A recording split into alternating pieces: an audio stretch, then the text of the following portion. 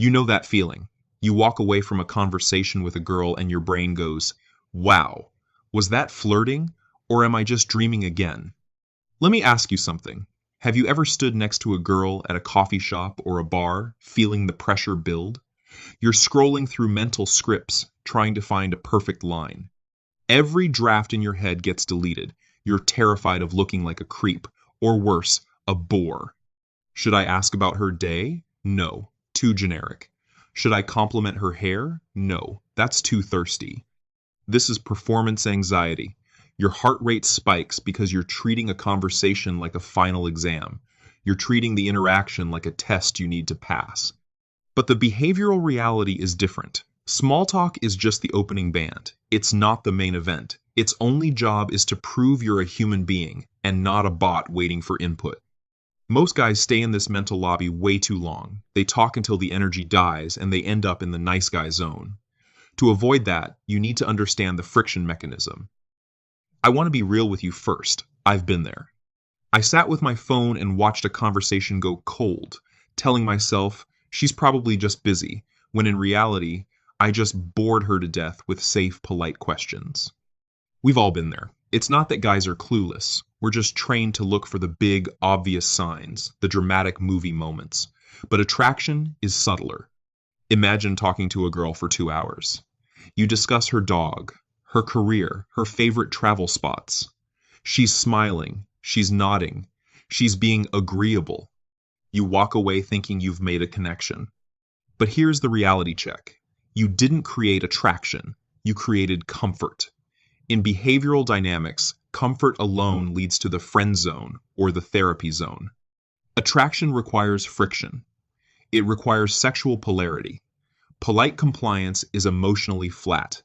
If she's too comfortable, there's no spark. If there is no tension, you've successfully built a bridge to the best friend zone.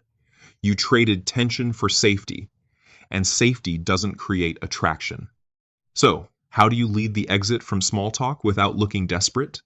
It starts with a technique I call active observation. You don't need a cheat code, a script, or even charisma.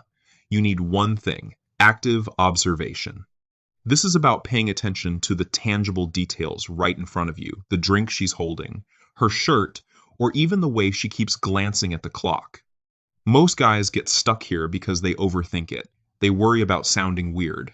But the reality is, people love to feel seen.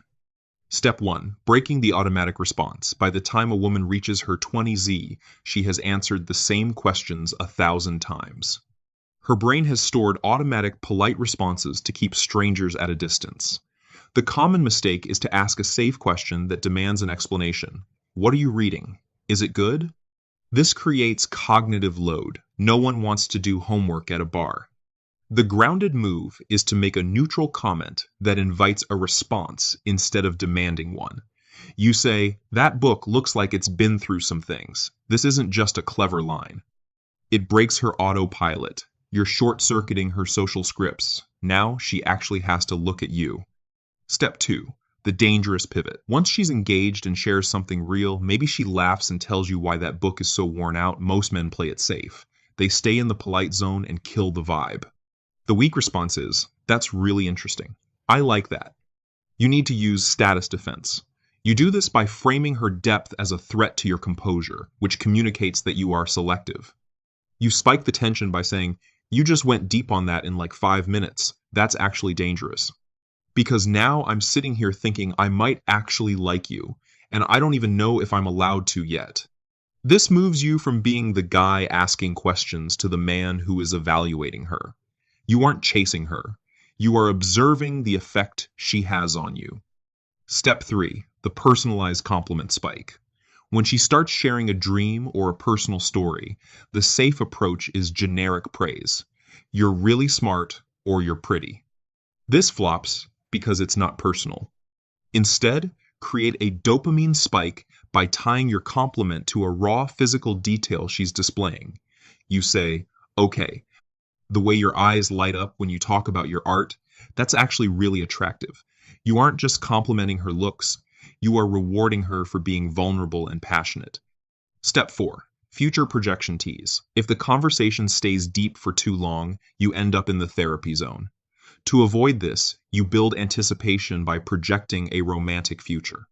The common mistake is waiting for a right moment that never comes. The grounded move is to present a challenge. You know what I just realized? If we keep talking like this, we're either going to be best friends or I'm going to have to kiss you before the night's over. I'm still deciding which path is more dangerous. You've just forced her to pick a lane without asking for permission. Step 5. The roleplay flip. When the tension has peaked, you use social dominance to set a new rule. Most guys let the conversation drift back into boredom. You, on the other hand, set the frame.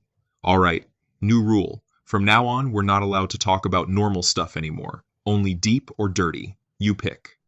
If she picks dirty, you've won the polarity game. This is about injecting raw fun into a conversation most guys would let die after 3 minutes of talking about the weather. Look, one of these signs could be a coincidence. 2 or 3, now you're onto something. 4 or more, she likes you. Stop overthinking and start playing it cool. If you are genuinely confused about whether a woman is interested in you, that confusion is usually your answer. Attraction has a quality to it that's hard to fake and hard to miss. If she chooses to back off when you increase the tension, don't chase. Silence is not rejection. Silence is clarity. Walking away from someone who's playing you isn't being cold, it's having standards. It's choosing not to waste the one thing you can never get back, your time. Sometimes, the strongest thing you can do is accept the reality and move forward. Confidence isn't thinking she will like you. Confidence is being fine if she doesn't. If you've ever missed signals like these in the past, drop a comment. Trust me, we've all been there. It's not about being perfect. It's about learning to see what's actually happening in front of you. Now, knowing someone is attracted to you is one thing, but knowing what to do next without ruining it, especially when she starts testing your boundaries, is another. Most guys miss the mark here and accidentally communicate weakness. That's why you should watch my next video on how to handle her shit tests without losing your cool. Most guys get this part wrong and kill the attraction instantly. Don't be one of them. Keep observing. Stay grounded.